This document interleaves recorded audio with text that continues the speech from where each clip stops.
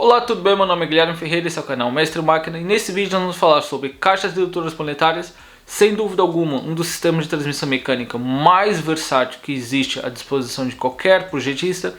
Mas se você tem dúvidas em como esse sistema de transmissão mecânica funciona, você está no vídeo certo, porque no final desse vídeo você vai saber identificar todos os componentes desse sistema de transmissão mecânica e começar a aplicá-los da melhor forma nos seus projetos. E o objetivo desse vídeo não é fazer nenhuma introdução exaustiva ao que é uma caixa redutora, mas se fizéssemos aqui uma rápida introdução, uma caixa redutora é um componente que tem como finalidade principal converter energia mecânica, que nesse caso é energia mecânica de entrada, numa quantidade de energia mecânica de saída, respeitando obviamente aqui o princípio de conservação de energia. E então se despejássemos aqui que as perdas da própria transformação mecânica das engrenagens, o atrito, a energia mecânica de entrada tem que ser igual à energia mecânica de saída. E para um sistema rotativo como esse, seja movido por um motor elétrico, por uma manivela, um motor a combustão, o que quer que seja, que faça girar aqui um eixo na entrada, a potência mecânica é dada por ômega vezes T, sendo ômega a velocidade angular, ou seja, a velocidade de rotação do eixo de entrada, e T, o binário, que vai ser aplicado a essa carga. Sendo que a caixa redutora tem normalmente uma relação de transmissão que faz com que a velocidade de rotação de saída seja inferior à rotação de entrada. Se respeitarmos então esse princípio de conservação de energia, automaticamente, e para manter essa balança equilibrada, teríamos aqui uma maior disponibilidade de binário, ou seja, aqui na saída desse eixo conseguiríamos aplicar um binário maior à nossa carga, na mesma proporção de relação de transmissão da caixa redutora. Ou seja, se tivéssemos uma caixa redutora com uma relação de 10:1, o eixo de saída ia girar 10 vezes mais lento do que o eixo de entrada do motor, mas por benefício, e aqui o tal compromisso, esse eixo seria capaz de aplicar uma força, um binário 10 vezes maior do que aquele que o motor ia sofrer ou ia aplicar aqui no sistema. Essa então é uma das maiores vantagens das caixas redutoras. Posto isso, então, vamos começar aqui ao desmembramento dessa caixa redutora e conhecer aqui todos os componentes e todas as peças que estão aqui dentro.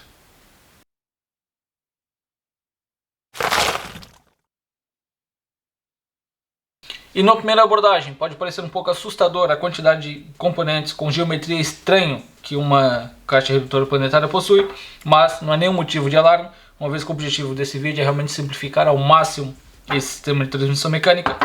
E talvez eu vou falar aqui de mais algumas vantagens desse sistema de transmissão mecânica e a complementar aqui o que eu já tinha dito há pouco, a compactação, ou seja, o tamanho diminuto de um sistema de transmissão mecânica como esse realmente é uma grande vantagem, uma vez que permite aqui ter sistemas com uma alta relação de transmissão, com 30, 40, 50, 100:1, e ainda assim ser sistemas muito compactos.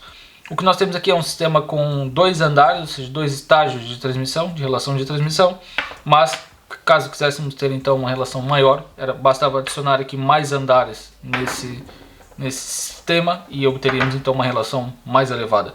E faria com que obviamente o eixo girasse mais lento, o eixo de saída girasse mais lento, mas com um maior binário disponível.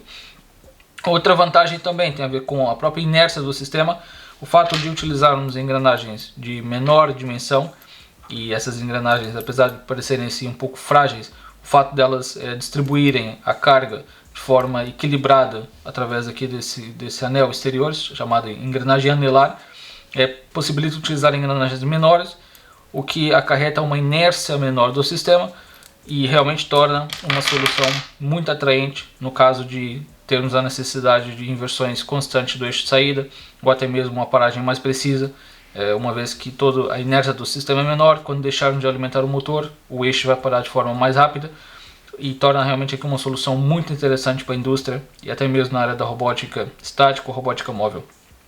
E um terceiro ponto positivo tem a ver com o próprio ruído em si, o fato de utilizarmos engrenagens menores e de forma equilibrada no sistema, também faz com que o sistema tenha um ruído muito mais baixo, e talvez essas são realmente aqui as maiores vantagens desse sistema de transmissão mecânica.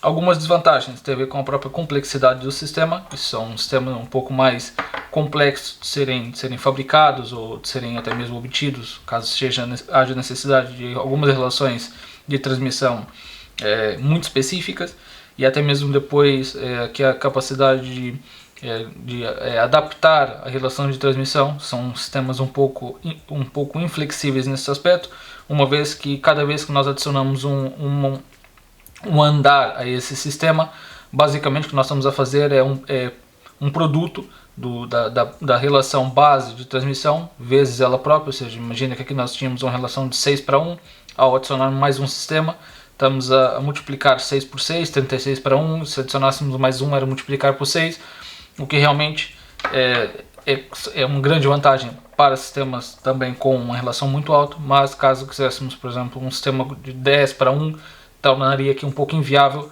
porque encontrar um sistema que multiplicado por 6 desse 10 tornaria aqui um sistema quase inviável. Mas excluindo essa característica, é uma solução muito interessante. Agora aqui falar aqui dos nomes desses componentes. O que nós temos aqui então é um eixo portador, que é o nome dado a esse eixo de saída. Possuem aqui esses pinos onde vão ficar inseridos aqui os planetas, que é o nome dado a essas engrenagens que nós temos aqui. E nesse caso esse eixo portador fica introduzido aqui nesse bloco de alumínio. Temos aqui então a nossa engrenagem anelar, que é o nome dado a essa engrenagem, que nesse caso fica solidária e estática aqui com esse bloco central. Uma particularidade desse sistema de planetários é que, caso essa engrenagem não tivesse estática com esse bloco, poderíamos bloquear esse eixo, e o que giraria seria essa engrenagem exterior, e assim possibilitaria termos aqui dois eixos de saída distintos, como um exemplo. Então agora fica introduzido aqui nesse sistema esses tais planetas, esses 3 planetas que nós temos aqui. O número mínimo de planetas é obrigatoriamente 3, mas podem ser 4, 5, 6 planetas por andar. Quanto mais engrenagem tivermos por andar, de forma mais equilibrada vai ser distribuída a carga, e obviamente vai reduzir aqui o estresse mecânico em cada engrenagem. O fato de nós termos aqui um andar intermédio, nesse caso 2 andares, temos aqui esse prato portador, que é o nome dado a esse componente. E esse prato portador possui aqui essa engrenagem chamada Sol, e também é o mesmo nome dado a essa engrenagem aqui central do próprio motor, desse pinhão nesse motor também é um Sol. E esse prato portador fica introduzido aqui então como uma engrenagem intermédia, e depois teríamos aqui o segundo andar da nossa caixa redutora. Nesse caso teríamos ali o 6:1, uma relação de 6:1. E aqui em cima também temos uma relação de 6:1, o que nos permite ter aqui uma relação de 36:1. E esse Sol agora, esse peão, ficaria então introduzido aqui no sistema, aqui no centro dessas 3 engrenagens. E quando esse peão, esse Sol girasse, ia obrigar ali aquelas 3 engrenagens a movimentarem-se, e consequentemente faria aqui o eixo de saída girar também. Esse sistema de transmissão, a forma de calcular a relação de transmissão nesse sistema é um pouco particular em relação àquilo que habitualmente aplicamos para calcular relações de transmissão de engrenagens, uma vez que a relação de transmissão desse sistema fica aqui assente em dois parâmetros dessa caixa redutora, que tem a ver com o número de engrenagens dessa engrenagem anelar e o número de engrenagens do Sol.